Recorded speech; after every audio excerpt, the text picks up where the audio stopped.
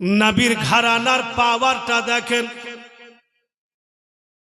হযরত ইমাম হাসান আলী মুকাম বাচ্চা ছেলে বাপুজি বালুর ঘর বানাই। জোরে বলুন কিসের ঘর? বালুর ঘর বানাই। সাইয়্যিদিনা উমর ফারুক রাদিয়াল্লাহু তাআলা আনহুর বেটা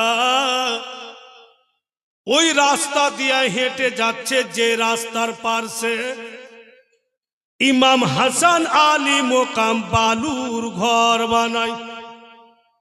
উনিও ছেলে মানুষ, আর হযরত উমর ফারুকের বেটাও ছেলে মানুষ। হযরত উমর ফারুকের বেটা গিয়ে ইমাম হাসান যে বালুর ঘরটা বানাচ্ছে ভেঙে দিল। যেমনই ভেঙেছে, हजरत इमाम हसन बोले मैं मेहनत करके बनाता हूं, तुम तोड़ते हो। इस बार बनाता हूं, अगर तोड़ोगे गाली देंगे। আমি মেহনত করে ঘর বানাচ্ছি আর তুমি ভেঙে দিচ্ছ।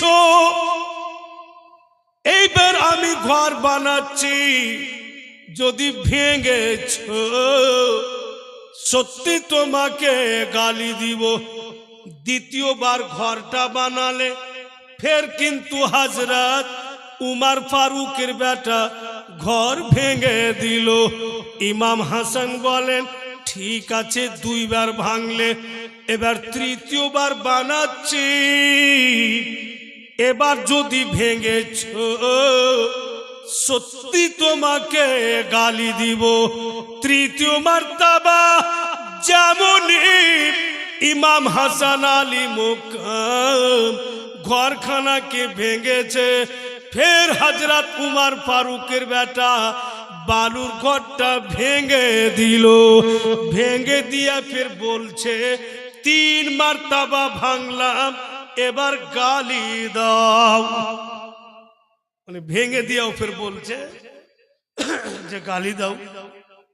আমরা নিজের দেশের চলতি ভাষাতে বলি না যে এক তো চোরি উপর সে সিনা জোরি। ভেঙে দিয়ে ফের বলছে গালি দাও। তো হযরত ইমাম হাসান গালি দিচ্ছেন। ধ্যান দিয়ে শুনবেন ভাইরা, বাপেরা, মা বোনেরা। ইনি গালি দিচ্ছেন ওর দিক দেখে যে তোমার বাবা আমার গোলাম। জোরে বলুন, তোমার বাবা আমার গোলাম। হযরত উমর ফারুকের বেটাকে খুব রাগ হলো। আমার বাপ সাহাবী রাসূল, নবী পাকের স্পেশাল সাহাবী, দুনিয়াতে যাকে নবী মুস্তাফা দুনিয়ার বুকে জান্নাতের খেতাব দিয়েছে, যাকে দুনিয়াতে জান্নাতের খিতাব পাওয়া গিয়েছে, এত বড় সাহাবী রাসূল এই বাচ্চা ছেলের গোলাম কি করে হয়ে যায়? হযরত উমর ফারুকের বেটা দৌড় লাগালো, বাড়ি গিয়ে তার আব্বাকে বলছে আব্বাজান জলদি চলুন আর বিচারটা করে দেন। বলে কিসের বিচার বেটা? বলে ইমাম হাসান আমাকে বলছে যে তোমার বাবা আমার গোলাম। হযরত সাইয়্যিদিনা উমর ফারুক বলেন তুমি নিজের কানে শুনেছো? বলে হ্যাঁ আব্বাজান, নিজের কানে শুনে আসলাম। আর কোন জায়গাতে বৈশা আছেন আমি দেখাও আসলাম, কিন্তু ইটা কথা বলে না যে তিন মর্তবা ঘর ভেঙেছি। ওটা বলছে না, বলছে যে আপনাকে গালি দিল, গোলাম বলল শুনে আসলাম। কোথায় আছে দেখে আসলাম, কিন্তু তিনবার যে তুই ঘর ভেঙেছি তো ওটা বল, ওটা বলে না।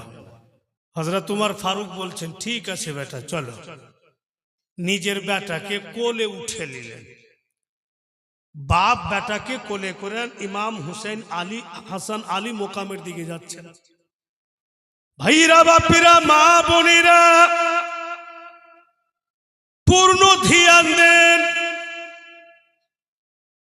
যেমনই হযরত উমর ফারুকের নজরে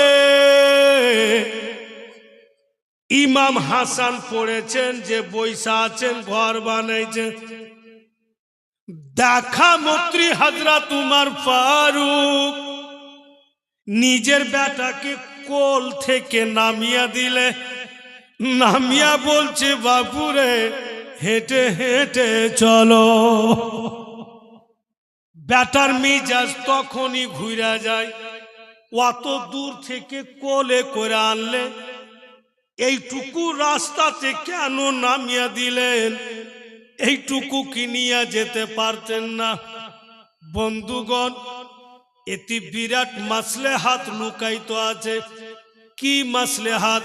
সাইয়্যিদিনা উমর ফারুক উনি প্রমাণ করে দিলেন, ও মালদা ডিস্ট্রিক্টের লোকেরা, কাঠলবাড়ির জনসাধারণ গণীরা, মা বেটিরা, হযরত উমর ফারুক এটা প্রমাণ করে দিলেন যে নবীর আওলাদ, নবীর ঘরানা জমিনে বৈশা থাকবেন, আর আমার বেটা উপরে, এটা কখনো হতে পারে না। এটা সম্মানের খেলাপ হবে। তাই নিজের বেটাকে নামিয়ে দিয়ে বলছে বেটা হেঁটে হেঁটে চলো বাবু। বেটাও দমদম করে হাঁটছে। এবার বিচারটা হবে, কেমন গোলাম বলেছে আমার বাপকে, এবার বিচার হয়ে যাবে। ঠিক বিরাদর, যেমনই নিকটে হয়েছেন হযরত ইমাম হাসান আলী মোকাম, ইনি নজর উঠিয়া দেখছেন না, ঘর বানাইতে আছেন। হযরত ইমাম হাসান আলী মোকামকে হযরত উমর ফারুক বলছেন গিয়ে, আসসালামু আলাইকুম ইয়া আহলাল বাইত, জোরে বলুন। সালাম দিয়ে পহিলা শব্দ মুখ থেকে বের করছে হুজুর গো, ও গো হুজুর নওয়াসায়ে রাসূল, জান্নাতের ফুল। যেমনই হুজুর বলেছেন, হযরত উমর ফারুকের বেটা বাপের হাত ছেড়ে দেয়। ই তো খুব মিজাজি, আজকার মিজাজ এত নরম কেন? ই তো খুব জালালি, আজকে এত নরমাল কোমাল কি করে হয়ে গেল? ই বিচার আর কি করবে? ই তো এইসাই হুজুর হুজুর বলছে। এইসাই যদি হুজুর বলে ইয়ার বিচার করবে, বাপের হাত ছেড়ে দিয়েছে, বলে আব্বা খুব হুজুর হুজুর বলেন, আমি বাড়ি চলে যাই। হযরত উমর ফারুক বেটার হাত ধরে বলছে রক, দাঁড়া। কেন হুজুর বললাম? জেনে যেতে হবে, দাঁড়া। কিন্তু বেটার তো মন অশান্তি, মানে যাই ঝগড়া করতো তো লাগছে ভালো হইতো, গিয়ে কথা বাড়াবাড়ি করতো। সত্যি হযরত উমর ফারুক বড়া মিজাজি ভাই। উনি যখন খেলাফতি পেয়েছিলেন আর খলিফাতুল মুসলিমিন হয়েছিলেন, তো এলান করেছিলেন হযরত উমর ফারুক, এলান করছি আজ থেকে শরাব খাওয়া বন্ধ, দারু খাওয়া বন্ধ, আর যে খাবে, যদি উমর ফারুক জানতে পেরেছে তো উমারের তলোয়ার আর সারাবির গর্দান। এলান করলে তো যারা ঘাটিয়া সারাবি, মানে ঘাটিয়া সারাবি বুঝতে পারলেন, বাড়ির গহনা কাঠি বেচাও খাইবে, ওইটা হলো ঘাটিয়া সারাবি। তো ঘাটিয়া সারাবি গুলো হাসছে, বলে সারাব খাওয়া বন্ধ করবে, আমরা দেখিয়া থোড়ি খাবো। চুপচাপে নিয়ে আব নেই, এখানে ওখানে বসে খাচ্ছিলাম, এবার গিয়ে লুকিয়া খাবো। আব্বাবুজি সারাবের বোতল নিয়েছে আর হেঁটে যাচ্ছে বাড়ি, লক করে খাবে। আল্লাহর কি কাম বাপু, তখনই হযরত উমর চলে এসেছে। আর যেমনই হযরত উমরকে দেখেছেন সারাবি, যে যিনি যেমন চাদর উড়ে আছেন, চাদর উড়ে আর সারাবের বোতলটাকে বগলে ঠেসে দিয়েছে আর এমনি করে আছে। তো হযরত উমর ফারুক বলছেন, কাহা গয়ে থে, কোথায় গিয়েছিলেন? বলে হুজুর এদিকে গেছি। কি কাজে?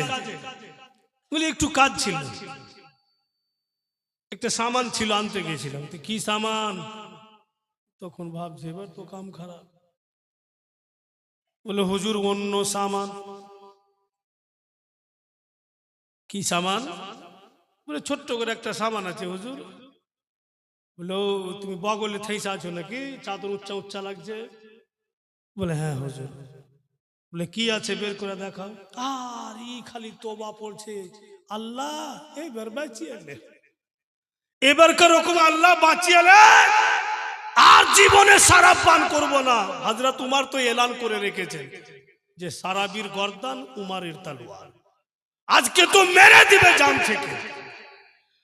আল্লাহ তুমি বাঁচাও, আল্লাহ তুমি বাঁচাও, এই করছে আর তওবা পড়ছে, এবারকার রকম বাঁচিয়ে নাও। হযরত উমর ফারুক বলছেন, জলদি বলো কি আছে। ই জানের ভয়ে বলছে, খলিফাতুল মুসলিমিন দুধ আছে। হযরত উমর ফারুক বলছেন, দুধ যখন আছে তো তুমি ছুপিয়ে নিয়ে যাচ্ছ, বের করে দেখাও। যদি বোতল থেকে দুধ বেরিয়ে আছে তুই বাঁচলি, আর যদি সারাব বেরিয়েছে তোর কেসা খতম। আরো ডরিয়া, আমি তো সারাবি ভরে নিয়ে আসছি বোতলে। বলে হুজুর ছাড়েন, কি আর বের করবো, জান আমি চলে যাচ্ছি। হযরত উমর ফারুক বলছেন যে না, বের করো বোতল, আমার সামনে ফেলো নিচে। জানের ভয়ে বাপু যখন তলোয়ারের চকিনের ধার দেখেছে, তো বোতলটাই না, বোতল টানছে আর বলছে, আল্লাহ মরে গেল আর বাঁচবো না, খোদা গো যদি আমার তওবা কবুল করে থাকো তো বাঁচিয়ে লাও। তাই না যেমনই ফেলেছে, সারাবের বোতল থেকে দুধ বেরিয়ে আসে। ও জালালি, এত মিজাজি সাহাবী হযরত উমর ফারুক, যার জালালিতে বন্ধু সারাবো দুধ হয়ে যায়। এত মিজাজি সাহাবী হযরত ইমাম হাসানকে সরাসরি গিয়ে হুজুর বলছে, বেটা তো রাগ হবি। বলে হুজুর আপনি নাকি আমাকে গোলাম বলেছেন? বলে হ্যাঁ। ও লোগো নওয়াসায়ে রাসূল, একটু কি আপনি লিখে দিতে পারবেন যে উমর ফারুক আপনার গোলাম?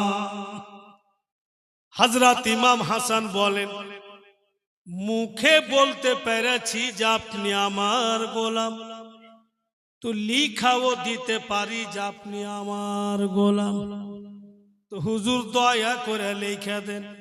তখন সুন্দর করে সাইন করে দিলেন, কি বইলা, কি আল্লাহ উমর ফারুক তোমার মেহবুবের নাতির গোলাম।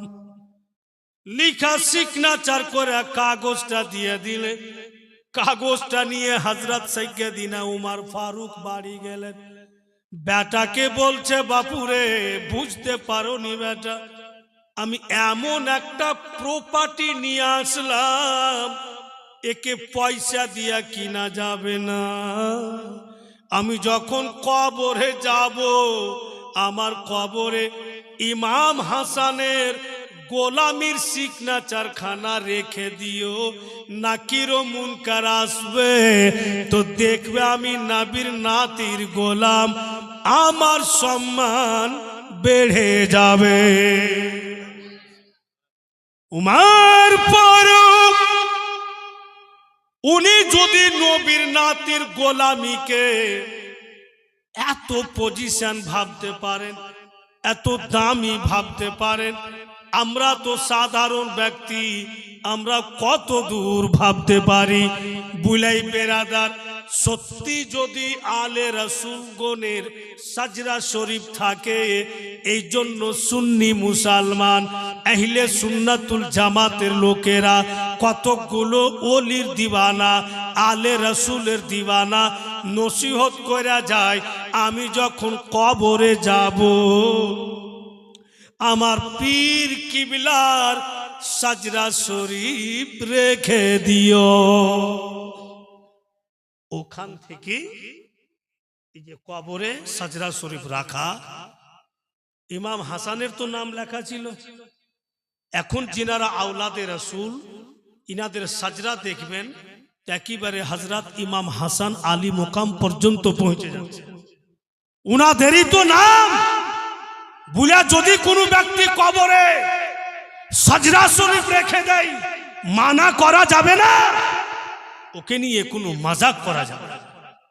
কারণ যে হযরত উমর ফারুক থেকেই কথাটা প্রমাণ আছে।